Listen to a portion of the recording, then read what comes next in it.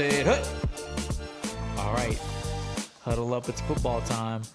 Back to our weekly NCAA and NFL coverage, where we cover the biggest games of the week, 5 each league. And the first game we're going to cover is going to be an NCAA game, and it's going to be the number 16 Utah Utes taking on the number 19 Arizona Wildcats in the Pac-12 matchup that has huge Pac-12 title game implications. Who is your persona this week? I kind of used a little Cam Newton cadence. I didn't know if it was that. He goes, ready, go. I didn't know if it was that or if it was a generic football guy. It was kind of generic. It was like a little mix between. I like it. Okay. So we got the Utah Utes taking on the Arizona Wildcats, both 7-3. Utah is 16 ranked. Arizona's 19. How do you see this one going? Arizona's one of the surprise teams of the year. This is a team nobody really thought was going to be one of the better teams in the Pac-12.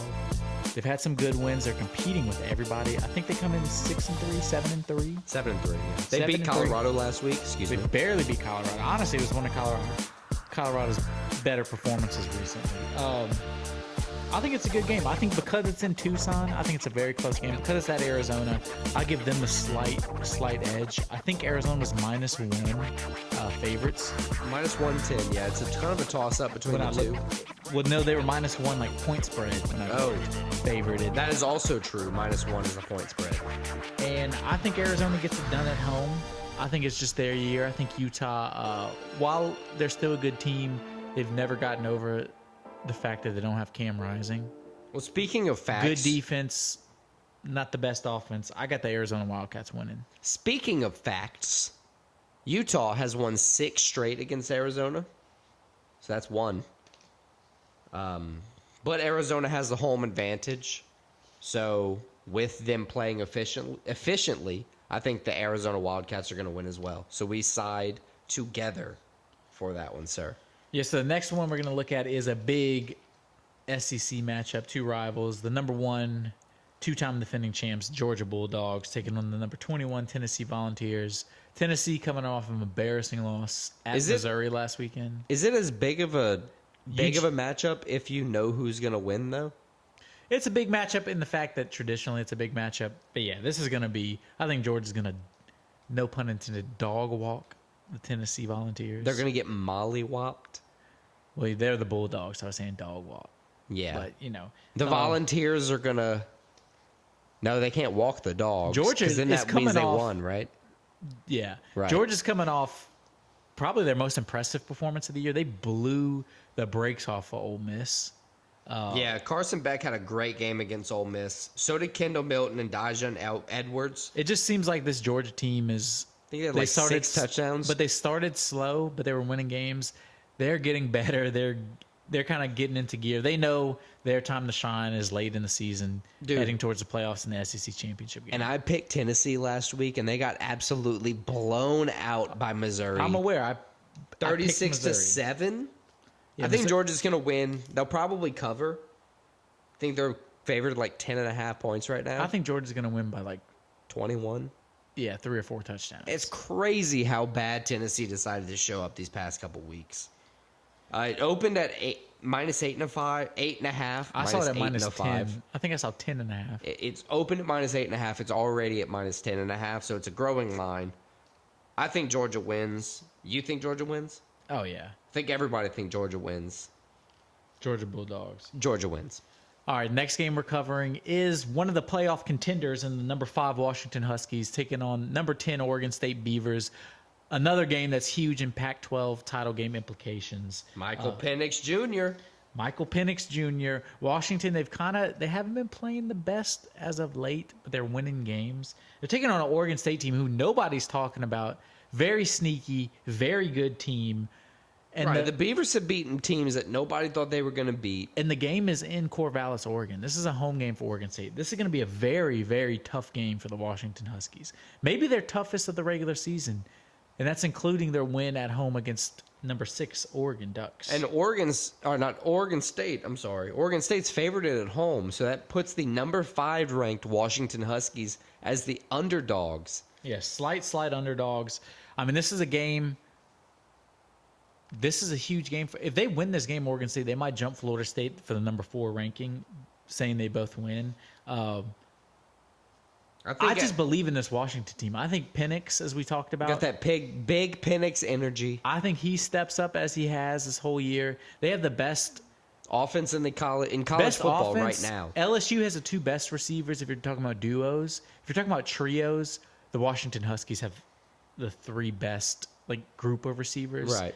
I think their offense is going to be a little too much for Oregon State. I think it's a very close game, but I got the Huskies in a close game over the Beavers. I agree. I think the Washington Huskies are going to win.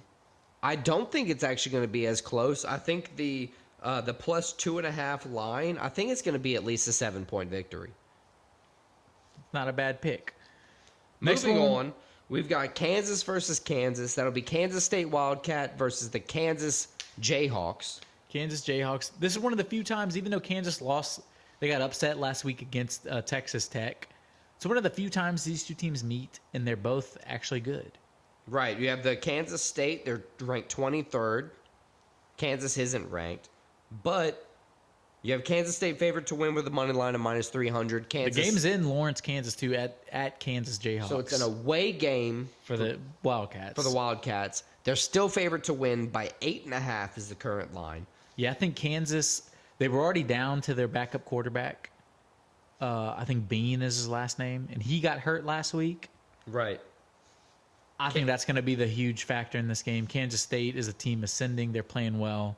Right, and Kansas State blew out Baylor last week. Will Howard, Avery Johnson, I think they put up 4 total scores last week against Baylor, through the air only. Yeah, it was a solid performance, and they're taking on a team that it's kind of, you don't want to say on a downward trajectory, but injuries have really hurt them. Even though it's a rivalry game, I think Kansas State, the favorite, is going to go in to Kansas and grab the victory. Yeah, I think Kansas is allowing too many points. Like you said, with the injuries, with them losing by that field goal with not much time left last week, that coupled with the injuries and their defense allowing too many points, they're just going to be too vulnerable for Kansas State. I believe Kansas State is going to win as well. All right, the next game we're covering is another rivalry game in the state of it's not the same state. In the Carolinas, it's in the Carolinas. Clemson representing South Carolina taking on the University of North Carolina, the Tar Heels. The Tar Heels come in number 22. They're taking on Clemson, who, although they're non-ranked, they seem to finally be playing well. They beat the shit out of Notre Dame 2 weeks ago. They had a nice win over Georgia Tech last week. North Carolina, they seem to be all over the place. They were looking good. They have one of the best quarterbacks in the nation, and then they go and lose to 2 of the worst teams in the conference. Got dominated by Georgia Tech. They lost to Virginia.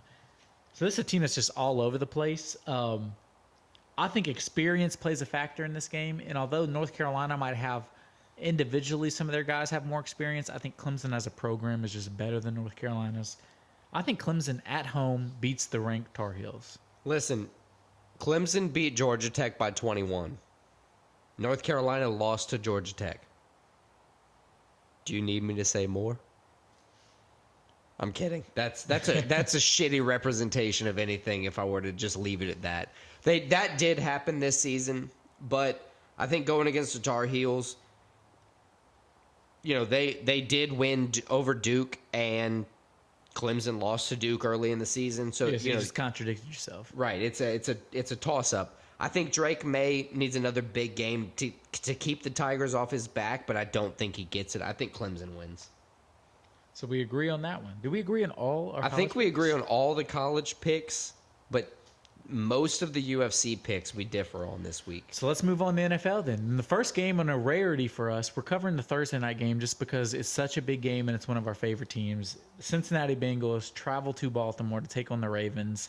Bengals coming off of a tough loss to the Texans. Ravens coming off of an even tougher loss to the Cleveland Browns. I think we should expect T. Higgins and Odell Beckham Jr. to both be out this week, coming off of playing on Sunday, having a short week, not being able to play on Thursday. I think T. Higgins has already been ruled out, but we'll see. Bengals come into this game 5-4 after getting beat by a field goal with time expiring to the Texans. And the Ravens getting beat by the Browns last week by a field goal. After having time expiring, but they had like a lead. 2 to 3 touchdown lead. They blew that game. Honestly, I'm picking the Bengals here, even though they're plus 155 money line underdogs, and they're they have plus 3.5 point dogs on the line as well. I think the Bengals are going to win here. Joe Burrow is 100% healthy. He's going to have a little bit of rhythm, having two games with T. Higgins not in there, having to rely on the tight ends, Jamar Chase and Tyler Boyd. Mix in a couple, good rushes from Joe Mixon, maybe some good ground game, and we'll have a solid game from the Bengals. The Ravens haven't had to do much to win games recently. We haven't had a crazy big performance out of Lamar Jackson. Not a bunch of passing yards. He's just been very efficient, which, they're 7-3, so that plays very well for them to start the season. What do you think? Yeah, I think it's going to be a close game. I think the Bengals have their backs against the wall. I think Joe Burrow steps up. I got the Bengals winning.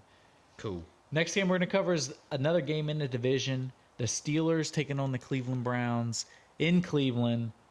I mean, the Steelers are sneaky 6-3. Dude, I hate that they're 6-3. They are not a good football team this year. I mean, the NFL is all about winning games. They're taking on the Browns, who's coming off probably the biggest win in Deshaun Watson Cleveland Browns history, like since he's been on the team. Did you say Massage Watson? I did say Massage Watson. Okay, good. I think he steps up again. He had a horrible start.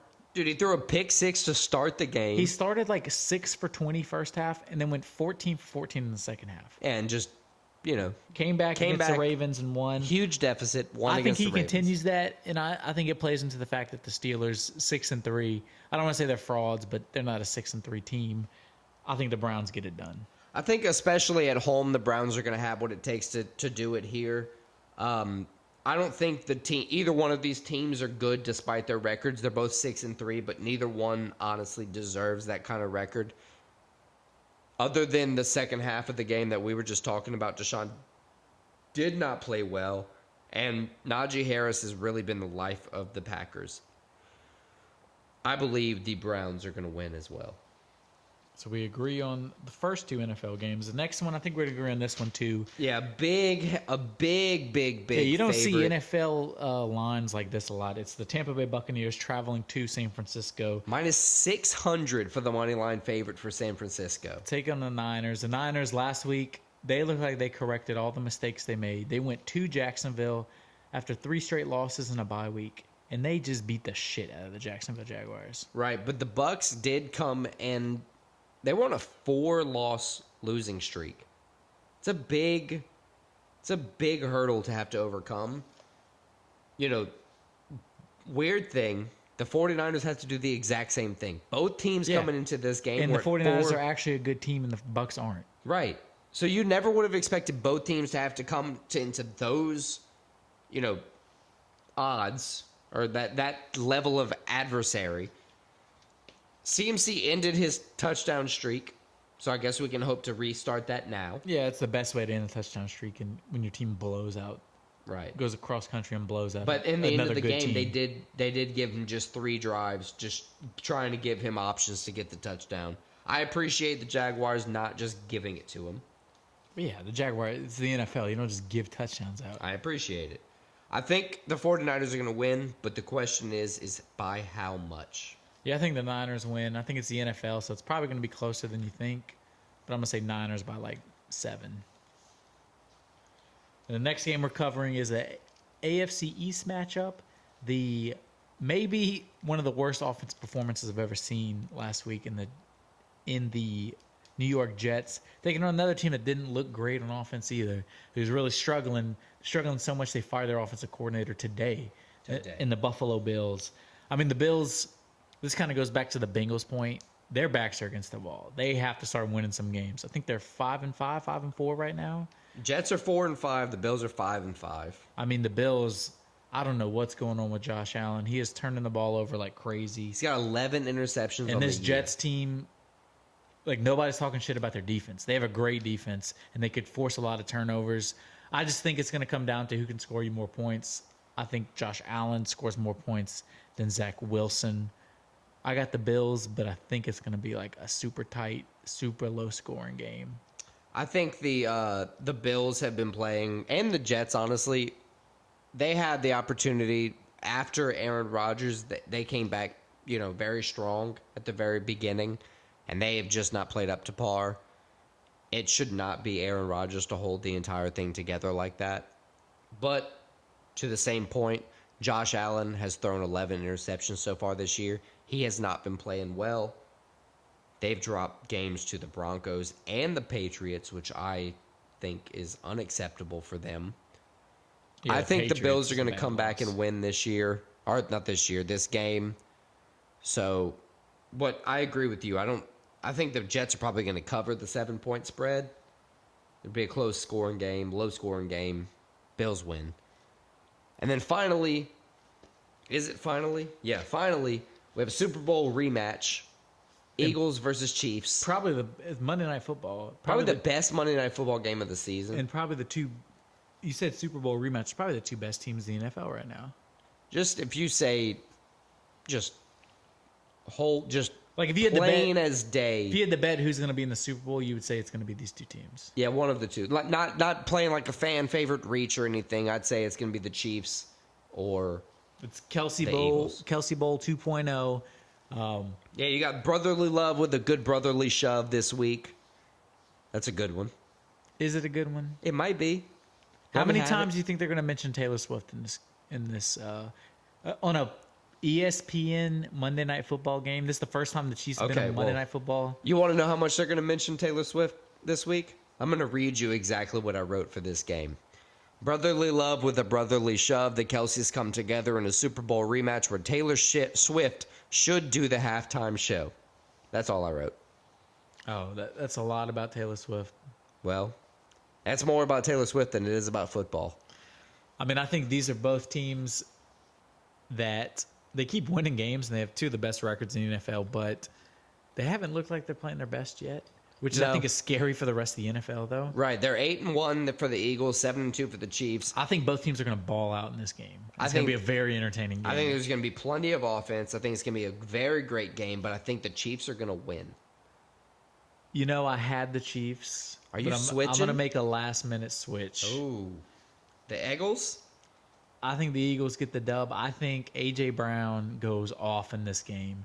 And I think the Eagles go in Arrowhead get the win. Honestly, if the Eagles win, I could stand to hear a good Roan Eagles chant. You know what I'm talking about? I do know what you're talking about. Those are pretty fun.